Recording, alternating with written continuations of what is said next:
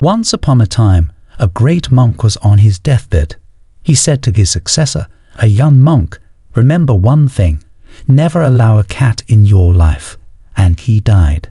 A big crowd had gathered to listen to the last statement of this great monk. Everyone was surprised to hear his last words.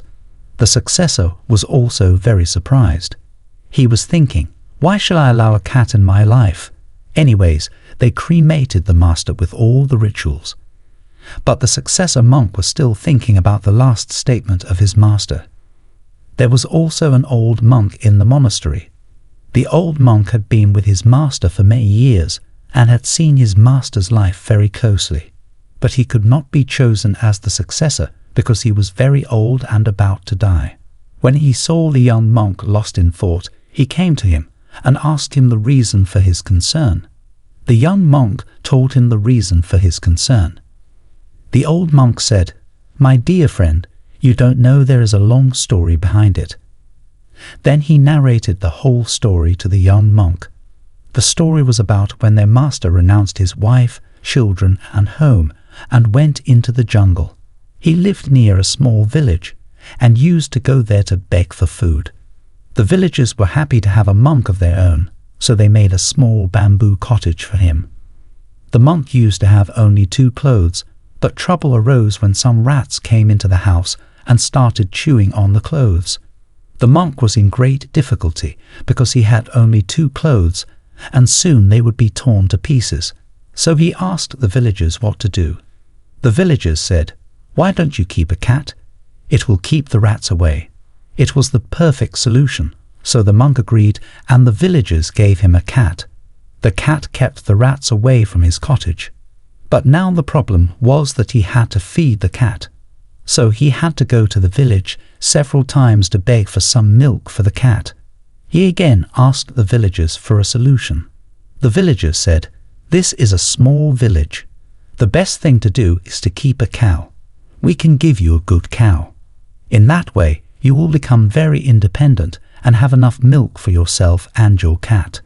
It looked good to the monk, so a beautiful cow was brought in. But now the problem was that the cow needed grass and someone to look after it.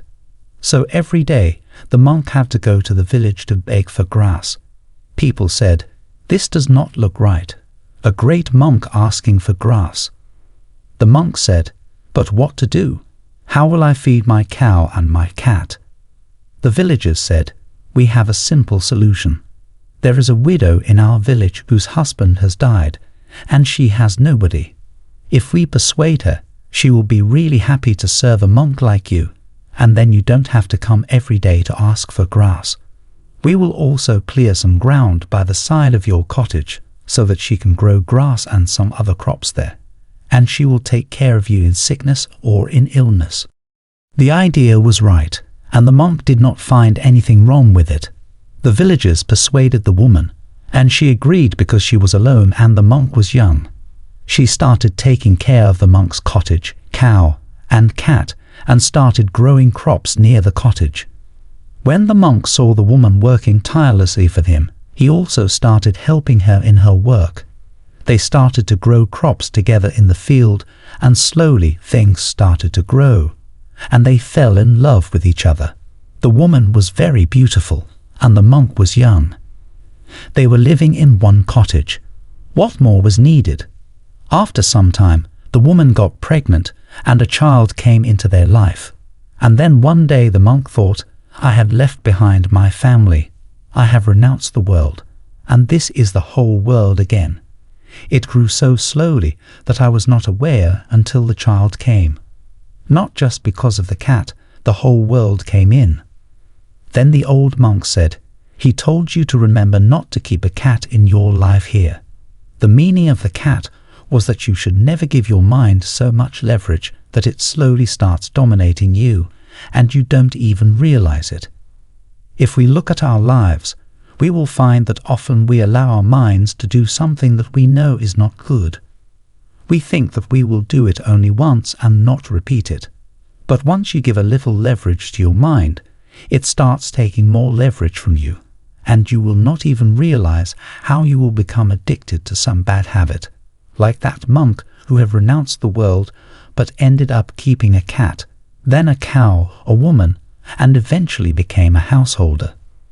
The story teaches us several valuable lessons that we can apply in real life. Firstly, be mindful of the choices you make. The monk's initial decision to keep a cat seemed harmless, but it led to a series of events that took him away from his spiritual path. Similarly, in life, we should be mindful of the choices we make, even seemingly small ones, as they can have significant consequences down the line. Secondly, recognize the power of habits. The story highlights how habits can slowly take control of our lives. By giving our minds even a small amount of leverage, we can find ourselves gradually becoming addicted or attached to behaviors that we initially thought were harmless. It reminds us to be cautious about the habits we cultivate and the behaviors we allow ourselves to engage in regularly. Thirdly, reflect on our priorities. The monk's journey from renouncing worldly possessions to becoming a householder shows the importance of reflecting on our priorities. It's essential to periodically assess whether our actions align with our values and goals. By doing so, we can make conscious choices and avoid getting caught up in pursuits that may distract us from what truly matters to us. Fourthly, exercise self-discipline. The story emphasizes the need for self-discipline. When we give in to immediate desires or impulses without considering the long-term consequences, we may find ourselves trapped in situations that are not aligned with our intentions or aspirations. Developing self-discipline allows us to make choices that support our well-being and long-term goals. Fifthly, mindfulness and self-awareness. Being mindful and self-aware can help us recognize when we're veering off course or getting caught up in harmful patterns. By cultivating mindfulness, we can bring attention to our thoughts, actions, and intentions, enabling us to make conscious decisions and avoid being swayed by fleeting desires or influences.